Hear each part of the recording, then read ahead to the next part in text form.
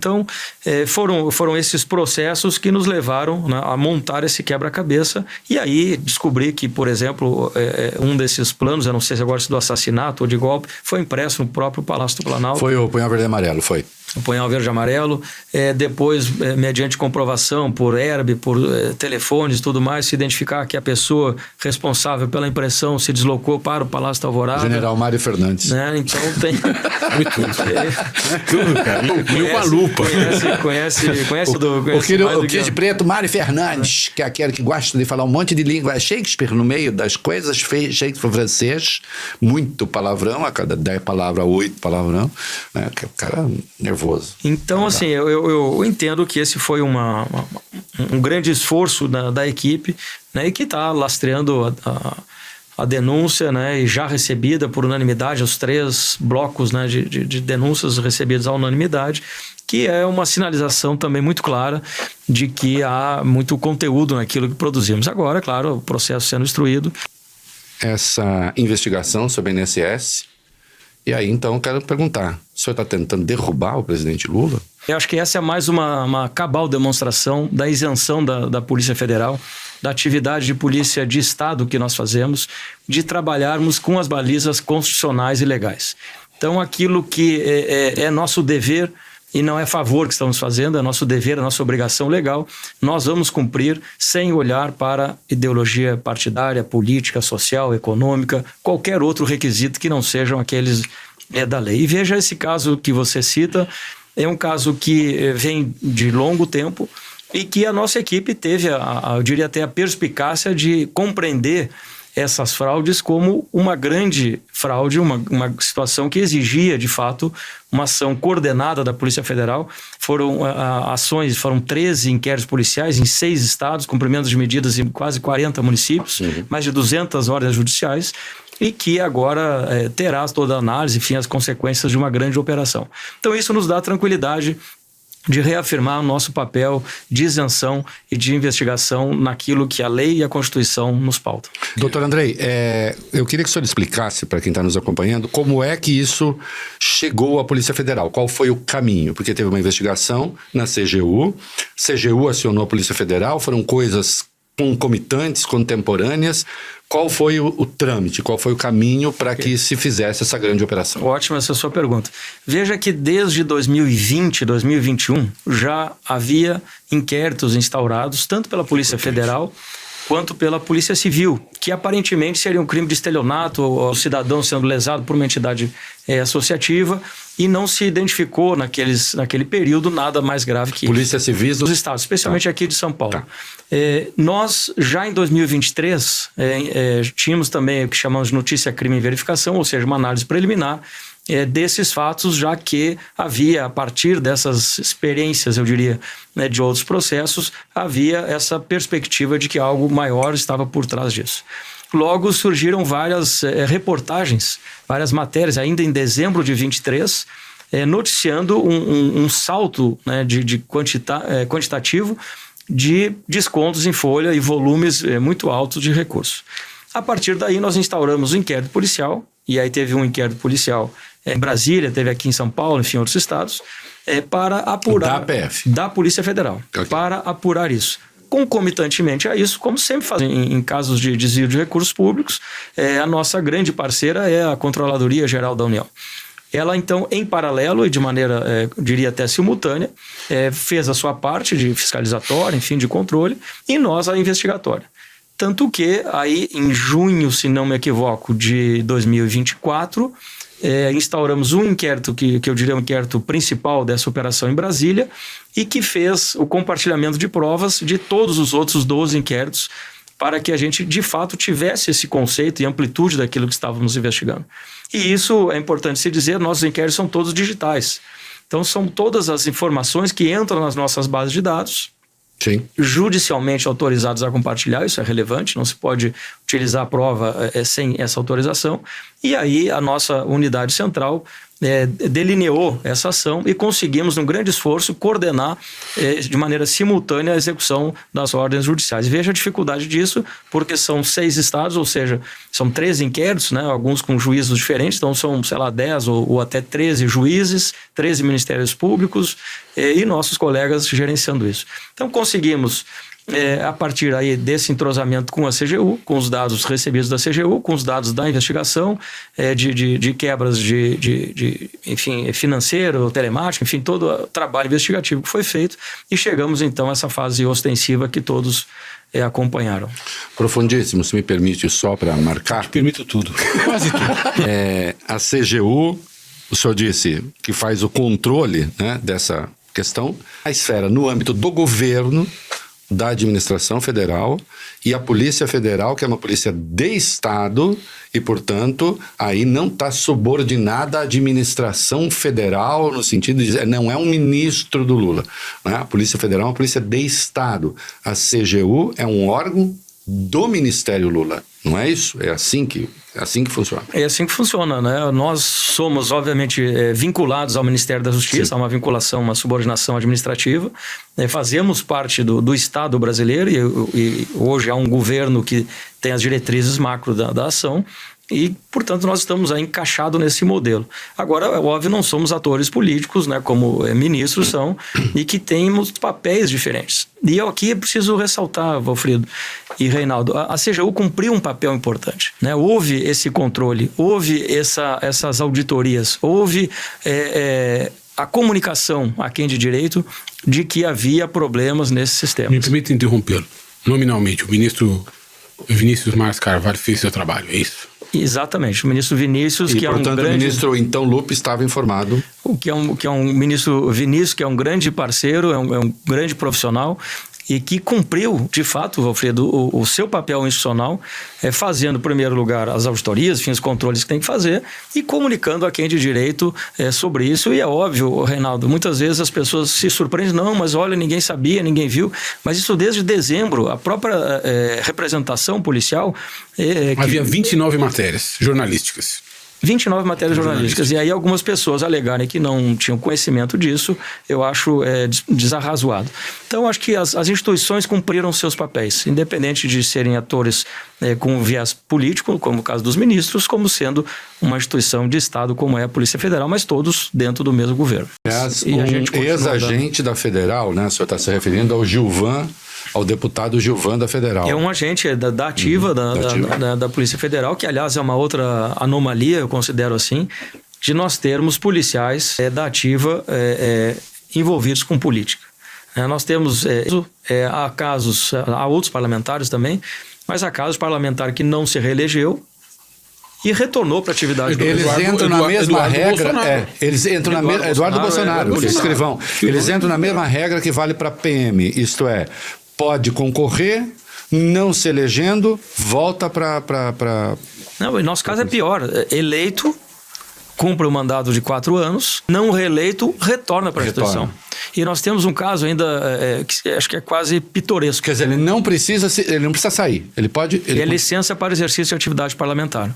Termina a atividade parlamentar e retorna. Isso é uma aberração. E nós temos uma outra aberração, Reinaldo. É um caso de um colega, agente da Polícia Federal, que é vereador de uma cidade no interior do Rio Grande do Sul. E ele dá expediente pela manhã na Polícia Federal e à tarde na Câmara de Vereadores. Mas pode? Está na lei. Aí você não sabia, desculpa a ignorância, confessa. Mas é importante a gente pontuar aqui por que causa estranheza, por que isso é um absurdo. Sim. Porque pode não parecer um absurdo para todo mundo. Sim. Mas por que é um absurdo? Basicamente porque alguém que exerce uma função de Estado, não pode, porque há um conflito de interesse. Claro, evidente. Há um conflito latente de interesse. Aliás, há um conflito de interesse concreto, ele não é abstrato, isso. Ele é concreto. À medida em que essa mesma pessoa que exerce uma função de Estado, como policial, como militar, por exemplo, ao mesmo tempo exerce uma função ideológica de governo. Ou então, uma função ideológica no legislativo. E por que ideológica? Porque para concorrer a um cargo de deputado, de vereador, tem de se filiar a um partido, e todo partido tem uma ideologia, uma linha ideológica. E um policial federal tem que ser policial de todo mundo, né? Ele não pode ser um policial do PL. Eu não então, gosto dos petistas, então eu não vou ser policial para os petistas. Eu não gosto dos bolsonaristas, eu não serei policial para os bolsonaristas. Isso eu diria, nefasto para a instituição. E tanto que propus na lei orgânica da Polícia Federal, propus inclusive uma PEC e agora também com uma lei orgânica, a vedação da atividade político-partidária para policiais federais. E além disso... Está na PEC isso?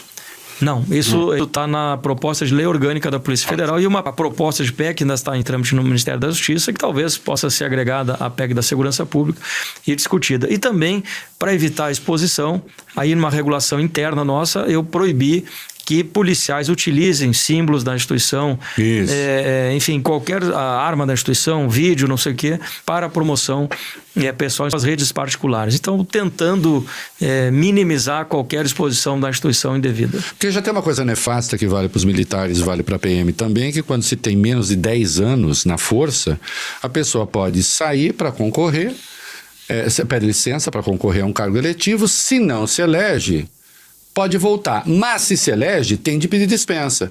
No caso da Polícia Federal, o senhor está me dizendo, se elege, fica lá, se não for reeleito, volta. Volta, temos um caso assim no Amazonas. E, portanto, você tem o proselitismo político entrando, o cara não foi infiltrando se infiltrando na organização. Né? Interesse. Doutor Andrei, a investigação, vamos falar um pouco da tramóia golpista? Eu posso fazer uma pergunta antes? Que tem a ver com isso. Tem tudo a ver com isso, mas eu acho que metodologicamente ela é importante para o nosso espectador. Vamos lá. Ainda no governo Bolsonaro, o ministro Toffoli, quando presidiu o Supremo Tribunal Federal, instaurou um inquérito para investigar atos atentatórios contra a dignidade da Suprema Corte. Primeira pergunta que se faz: por que esse inquérito não poderia ter sido aberto pela Polícia Federal? E por que eu estou fazendo essa pergunta? Porque nós vamos chegar lá. Nós vamos começa ali e chega em 8 de janeiro. Começa ali e chega em 8 de janeiro. Sim. Então, os críticos ao chamado inquérito do fim do mundo vão dizer o seguinte: não precisava o Supremo não precisava abrir um inquérito em que um ministro do Supremo presidia o inquérito, conduzia a investigação, depois recebia eventualmente uma denúncia e processava e julgava criminalmente os denunciados. Por favor, o senhor poderia nos dizer algo sobre isso? Posso. Esse inquérito não havia outra maneira dele ser inaugurado que não fosse essa. Mais uma vez por questão legal, por questão técnica, questão jurídica. Então é um processo que necessariamente precisava ter esse rito e a definição conforme o regimento interno da Suprema Corte, que regula a instauração desse tipo de investigação. E uma vez instaurado esse inquérito, aí o ministro relator, como muitos nós temos dezenas, centenas de inquéritos na Suprema Corte, ele delega as ações investigatórias à Polícia Federal. Então não é muitas vezes se distorce, né? O ministro que investiga, que denuncia, que julga, que absolve, que condena. Ele preside inquérito delegando as funções. Alguém pode imaginar... E o presidente, abrindo de ofício como abriu, ele também delega a relatoria. Não precisa ter sorteio de relatoria. É regimento. Regimento também. Então, o ministro... Alguém consegue imaginar algum ministro do Supremo fazendo diligência de campo, fazendo investigação, ouvindo testemunho? Então, ou seja, ele delega, olha, Polícia Federal, investigue esse crime aqui que em tese aconteceu. E aí nós abrimos mão de todas as ferramentas que temos, enfim, nossas metodologias de investigação e, é claro, aquelas temáticas sob reserva de jurisdição, nós apresentamos como fazemos os inquéritos. No primeiro grau, nos tribunais, no STJ, no Supremo.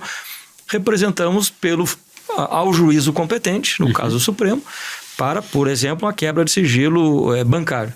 O Ministério Público é ouvido e o ministro e o juiz decide. Ou seja, um processo absolutamente regular e que tem a sua instrução legal, seguida e já chancelada, validada N vezes pela Suprema Corte. Ademais, todas as decisões monocráticas são essas decisões de instrução, etc., porque as decisões de mérito mesmo, todas elas são colegiadas. São da turma ou do plenário. Não, é que o doutor Andrei não vai entrar nessa, mas como eu não sou doutor Andrei, eu posso, né? E sem contar o seguinte, né? Que se alguém tivesse aberto esse inquérito, cumprindo a sua função, porque era preciso abrir, e tivesse pedido abertura de inquérito tivesse aberto o inquérito, não precisava se abrir, inclusive, de ofício. Que pode, que é legal. Mas também poderia ter sido seguido outro caminho, claro. Bastava que, diante do crime, alguém tomasse uma providência. Mas ninguém tomou. Mas ninguém tomou. Ninguém tomou e o regimento interno permite crimes cometidos no âmbito do... Qual é o âmbito do Supremo hoje? Depois, você já trabalhou em casa, não trabalha? Eu também trabalho, né? Hoje o âmbito do Supremo é onde se tiver ministro despachando, Claro. você tem o âmbito do Supremo. Mas aí você ia fazer a sua pergunta. Eu queria começar com essa, porque eu acho que ela é importante, para desmistificar as coisas. Exato, claro, porque fica essa onda, né? Enfim. Foi brilhantemente explicado. Sim, muito bem. Quando aconteceu aquela barafunda lá em Brasília, né, aquela barbaridade. Quebraram os três poderes e depois, enfim, e a investigação. São em curso já ali, começou e depois, enfim, começaram a aparecer as evidências das tentativas de golpe de Estado, que, aliás, vieram a público até antes, né, desse negócio, né. O senhor sentiu o cheiro assim, oh meu Deus, eu poderia ficar sem essa. Porque o senhor sabia que, enfim, a partir do resultado da eleição, porque eu estou falando isso, a partir do resultado da eleição, que você ganha 1,8 ponto percentual, né? Foi ali o fla-flu final, apertado. É claro que você tem um pedaço da sociedade, a partir do eleitorado, que, enfim, se não apoia aquela zona, mas pelo menos, aquela bagunça, mas pelo menos, né, não gostava desse governo que foi eleito. Você falou assim, ela vai a Polícia Federal, coitada, ela agora vai padecer muito. Não, Reinaldo, na verdade, eu acho que havia esse questionamento, né, da própria integridade. Eu acho que como morrem as democracias, se não me engano, Isso, né? Como as democracias morrem, do Ziblatt e do Levitsky. Eu acho que ali foram ticando item a item ali, né? Foi, né? Foram, como é que chama? Foi checklist, eles fizeram checklist total. Completo ali, né? Imprensa, poder judiciário, sistema eleitoral, dominação de rede social. Eles gabaritaram, isso que eu quiser. Eles gabaritaram e aí aquilo...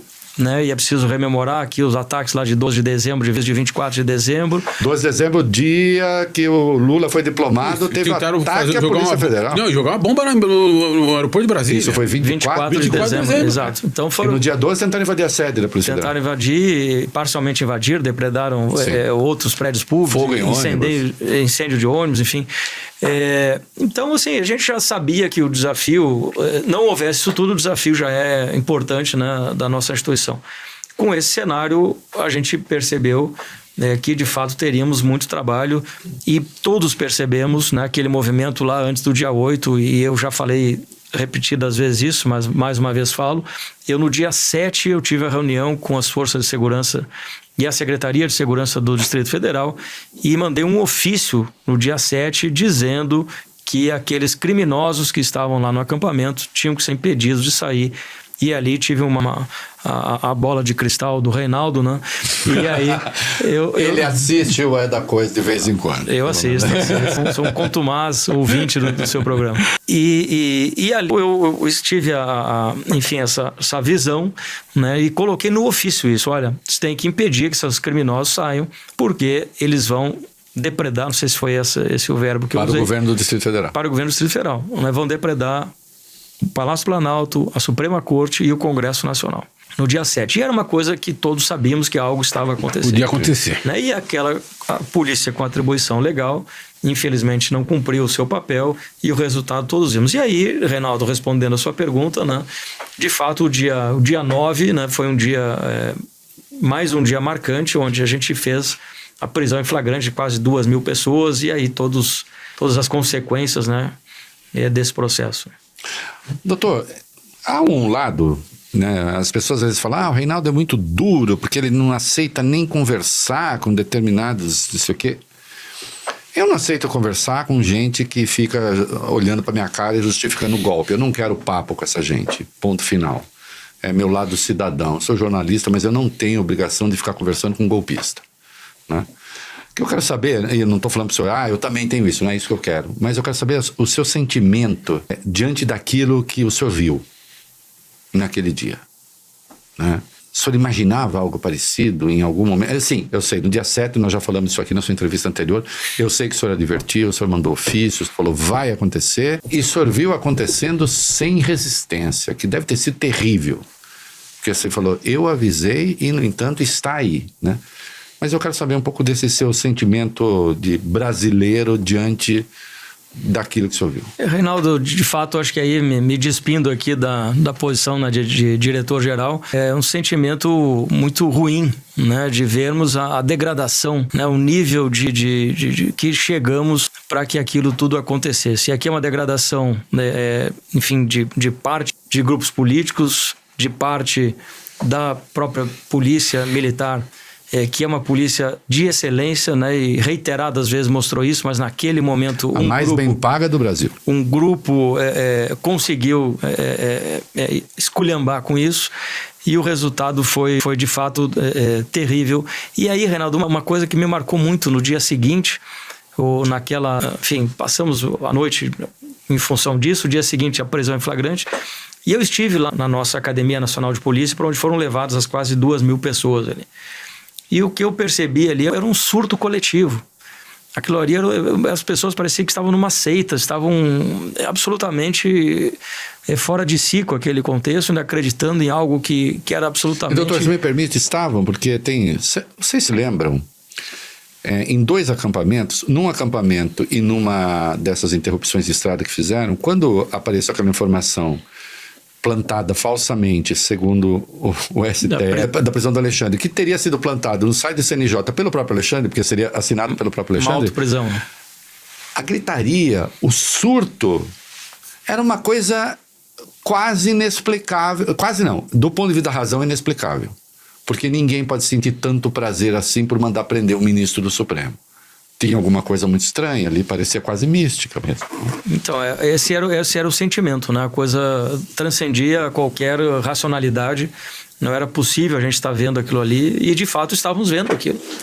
Então, um sentimento e ao mesmo tempo uma preocupação, olha, como que a gente sai disso? Né? Qual o caminho que a gente vai adotar, aqui falando como cidadão, né? Qual o caminho que o país precisa adotar para voltar a uma normalidade, enfim, na racionalidade da discussão política, como deve ser.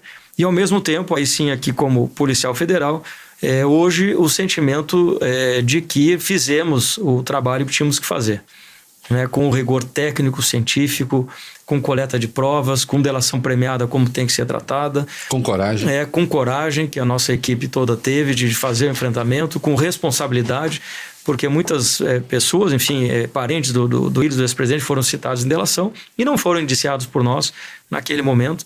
Isso também é coragem e responsabilidade. Sim. Porque talvez em outros momentos seria o mais fácil, olha, já foi citado mesmo, indicia, prende. E a nossa equipe teve esse filtro, esse critério, e que nos dá, falando em sentimento lá no dia 8, o sentimento depois da conclusão, o sentimento de dever cumprido. Acho que a instituição fez o que tinha que fazer, apresentou as provas ao Poder Judiciário, denúncia do Ministério Público, processo sendo instruído, ou seja, vamos virar a página dessa etapa e seguir em frente. Não vai assim tão fácil, porque na semana passada, a pedido da Procuradoria-Geral da República, o deputado Eduardo Bolsonaro passou a ser um investigado, o seu colega da Polícia Federal. E mais uma vez vai cair lá na sua repartição. Posso fazer uma pergunta que antecede, mas que talvez seja uma resposta... que ele fala do Eduardo um pouquinho. Então, acho que até é mais abrangente, mas ela conduz a sua pergunta, que é a seguinte, quer dizer, ao tempo em que aconteciam os atos de 8 de janeiro, e quando eu digo ao tempo, é um pouco antes, um pouco depois, né? Um pouco depois não, um pouco antes, a Polícia Federal, subsequentemente, coletaria provas que seriam usadas pela Procuradoria-Geral da República para ofertar uma denúncia de golpe de Estado, de atentado à democracia, com a tentativa, com a concepção de um plano para matar o vice-presidente eleito e pelo menos mais um ministro do Supremo, se não mais de um. Era o careca do STF. Mas até onde eu entendo, até onde havia outros, poderia haver outros. Como é que isso, dentro do que é possível falar, né? Como é que isso vai se revelando? Essa investigação já existia antes de 8 de janeiro ou ela se inicia depois de 8 de janeiro? Na verdade, é uma investigação complexa que teve determinados momentos a partir da instauração do processo pelo presidente Toffoli, né, que delegou ao ministro relator, e ali se inicia, enfim, uma série de medidas. O né? 4781. 4781. Nesse caso concreto que você fala, Valfredo, esses achados foram já... Posterior. Né, onde durante o processo de busca e apreensão, de apreensão de celular, de quebra de sigilo, de nuvem, enfim, foi possível resgatar esses documentos, né, inclusive numa das buscas encontrado impresso um documento na casa de um dos investigados. Então, Você está falando do ministro Anderson Torres. Anderson Torres. Que tinha a minuta do golpe do dia 10 de janeiro, 2 dias depois do ato, né, do ataque. Então, foram achados... nesse contexto, né, pós o dia 8, e aí que entra o trabalho de inteligência policial, de cruzamento de dados de todos os elementos que a gente vai buscando, né? Seja delação, sejam depoimentos, sejam outras buscas, sejam conversas de outros investigados que terminam se correlacionando e nos dando esse desenho, essa figura plena, completa do que foi o golpe, e me parece que o colega foi muito feliz, né, ao fazer o relatório extenso de mais de 800 páginas, mas que conta uma história com começo, meio e fim e com provas. Ali não tem adjetivo, não tem eu acho, não tem me parece, não tem, enfim, nada que não seja os achados durante a investigação. O relatório é eminente, o inquérito é muito impressionante. O colega foi, de fato, muito competente, muito feliz, Fábio Schor, né, que relatou esse inquérito.